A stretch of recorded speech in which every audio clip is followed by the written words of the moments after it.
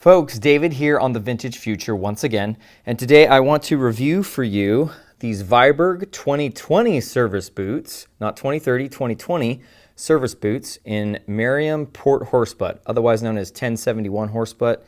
This is on a leather sole. This was a collaboration with Division Road when Division Road was still in Seattle, Washington, USA. Now they've moved to Virginia, but this is actually another pair that I'm moving on. You know, I don't love moving boots on, but I do love the journey. You know, life is messy. It's not like you get a perfect score with, you know, collecting all these boots and stuff. And, you know, we're not static either. We change. We're dynamic, right? And so even tastes change and stuff like that. I used to try to optimize, and that's part of the reason I actually sell. But now I'm just trying to enjoy the journey more. And so these are moving on basically because I had the Hall Kit boots in size 10, 2020 last, and these are 9.5, 2020 last. And as I've worn these more and more, I've concluded that I think the size 10 in the 20 last, which is a half down from my heel to ball measurement on a Brannock device, that 10 is better, half down from the heel to ball, whereas these are 9.5s. These are a full size down. And so it's just a sizing thing. Like, I could wear these, but I'm still just not super happy with the alignment of the ball. Just a half size makes a difference to me, and a little extra toe room and stuff. I always like extra toe room. So anyways, before I move them on, I wanted to just, you know, do a review for you folks. Overall, I really love this boot. A leather sole Viberg is pretty rare. So I'm just going to go through the features of it and, you know, talk about the fit a little more, and then we will move these on. And I already have, in case anyone wants to know, there's already someone who these are going to, so they're not available, unfortunately, at the time that you'll see this video. Okay, so first of all, starting with the sole, it was a leather sole, and really, really cool. It's a little hard to tell now, but the color of the leather of this top lift is a little different from the rest of the leather. And the reason for that is Viberg gets this whole dovetail heel thing as a single piece. They don't put this together. They buy it as a single piece from a place in the UK who does oak bark tanning. Same type of tanning from J&FJ Baker, same type of tanning that you would see with a JR leather insole. It's not intrinsically better in all regards, I've been told, but it is better for certain things.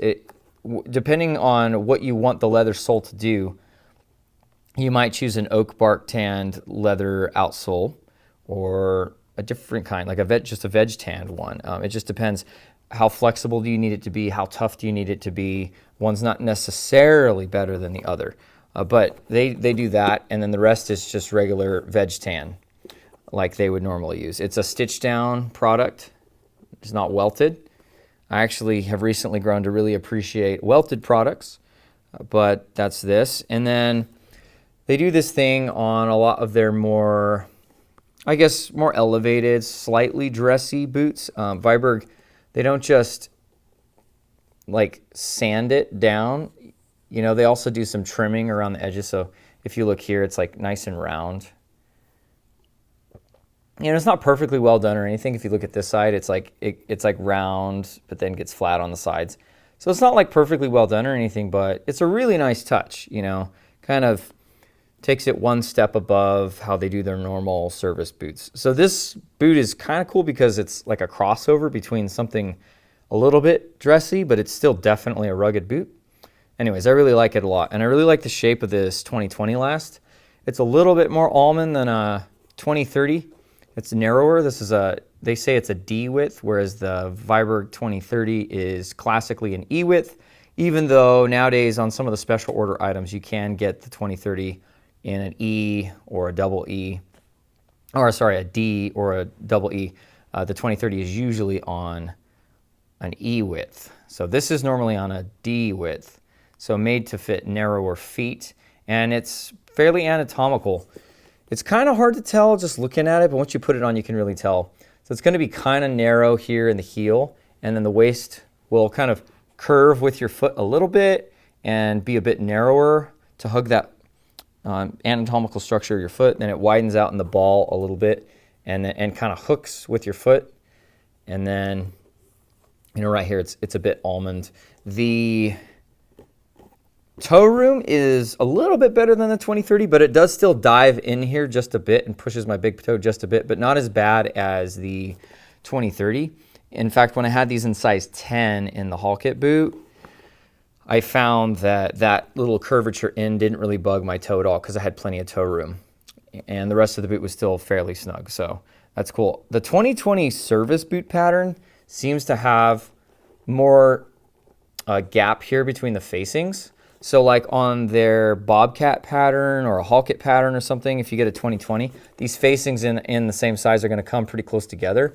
Whereas their service boot pattern that they use on the 2020, these are going to stay farther apart. And that's even for me, I have a pretty low instep and they still stay, you know, fairly far apart like this. So if you have a higher instep, this might not be a good last for you. But even if it does fit you, I'm thinking these are going to sit apart like that, which I think is a good look. I kind of like that. I don't really love it when they're close together. But anyways, yeah, Stitchdown product. It's got the Brogued Cap Toe. You can see that there. And they seem to do a good job with it, but it's like as it lasted, some of those little holes, the perforations, began to split a little bit. And that's not something unique to Viberg. It's just the way Horsebutt acts sometimes. I added some holes to the strap on my clinch engineer boots, which are also made out of Maryam Horsebutt. And I used a leather punch, so it was done correctly. I did some of them with a nail just to try it, but some of them I did it correctly with a leather punch. Nice clean holes. And then as soon as I started pulling the strap and stuff, those holes began to split out on the sides just a little bit.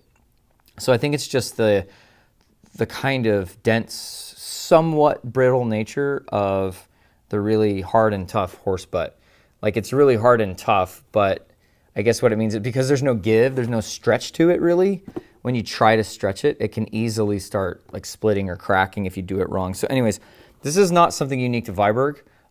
So I guess what I'm saying is, like, could that be better? Absolutely, it could be better. But it's not like they're doing it wrong. It's just, that's just the way Horsebutt is, depending on the cut. Like the next piece of Horsebutt might not do that at all. So anyways, there's that. As far as the hardware, it's just 7 nickel, 7 AA eyelets. In other words, it's the large size.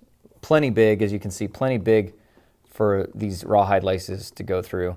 Sometimes I've seen people try to do rawhide laces on like an Alden eyelet or whatever, and they're like barely big enough for the rawhide laces. I don't particularly like that. I like plenty of room there, so these are cool. On the inside, you can see there. Yeah, pretty cool. So yeah, these are unlined in the shaft, lined inside the vamp. It's got a leather toe structure. These have never gotten wet, so the toe is still nice and perky. But I've noticed with the leather toe structures, as soon as you get them wet with a ton of sweat, or if you step in a water puddle or something, they just kind of go and they just start to collapse, which you may or may not like, but just so you know. And Viberg is using almost exclusively leather toe puffs in their boots now, so just so you know. But yeah, I'm really happy with these. They're pretty cool. Let me see. You can check out the grain break or lack thereof on the vamps. Pretty happy with it. One boot's a little bit darker than the other. Not a big deal.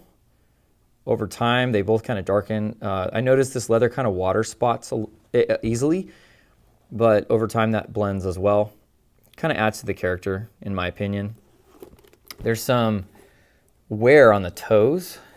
You can see that there.